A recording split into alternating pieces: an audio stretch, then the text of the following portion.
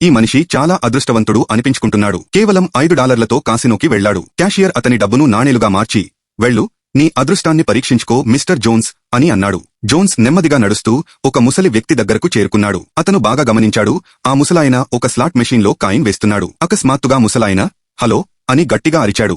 అదే సమయంలో slot machine నుండి కాయిన్స్ బయటకు వచ్చాయి. అప్పుడు జోన్స్ దృష్టి మరో స్లాట్ మెషీన్ పై పడింది. అక్కడ నుండి ఒక చిన్న అగ్ని జ్వాల లేస్తున్నట్లు కనిపించింది. అతను ఏమీ ఆలోచించకుండా ఆ మెషీన్ను ఎంచుకుని అక్కడ కూర్చున్నాడు. అతను కూడా అదే చేశాడు. ఒక కాయిన్ తీసి వేళ్లతో రుద్ది మెషీన్లో వేసి బిగ్గరగా హలో అని అరిచాడు. అకస్మాత్తుగా జాక్పాట్ శబ్దం వచ్చింది. ఎన్నో కాయిన్స్ బయటకు వచ్చాయి. అతను చూశాడు, ఆ అగ్ని జ్వాల ఇప్పుడు మరో మెషీన్ వైపు వెళ్ళింది. అతను మరో నాణెం తీసి అదే విధంగా రుద్ది కొత్త మెషీన్లో వేసి మళ్లీ హలో అన్నాడు. మళ్లీ జాక్పాట్ తగిలింది. ఒక వేట్రెస్ వచ్చి అతనికి అభినందనలు చెప్పింది. మీరు 28,400 గెలుచుకున్నారు అని చెప్పింది. జోన్స్ అయోమయంలో పడ్డాడు. ఏం జరుగుతోందో అర్థం కాలేదు. అప్పుడు అతని చూపు మళ్లీ జ్వాలపై పడింది. అది ఇప్పుడు మరో మెషీన్ వైపు వెడుతోంది. ఒక ముసలి స్త్రీ అతన్ని ఆపుతూ అటు వెళ్లకు అని చెప్పింది. కానీ జోన్స్ ఎవరి మాట వినలేదు. జ్వాల వెంట ఆ కొత్త మెషీన్ దగ్గరకు వెళ్లాడు. మూడో నాణెం తీసి వేసి మళ్లీ అదే పదం హలో అన్నాడు. మళ్లీ జాక్పాట్ తగిలింది. ఆ ముసలి స్త్రీకి రహస్యం అర్థమైంది. ఆమె కూడా పరిగెత్తి పక్కనే ఉన్న మెషీన్ దగ్గర కూర్చుంది. అదే పద్ధతిని అనుసరించి ఆమెకు కూడా జాక్పాట్ తగిలింది. కాసినో యజమాని ఒక మూల నుండి అన్ని చూస్తున్నాడు.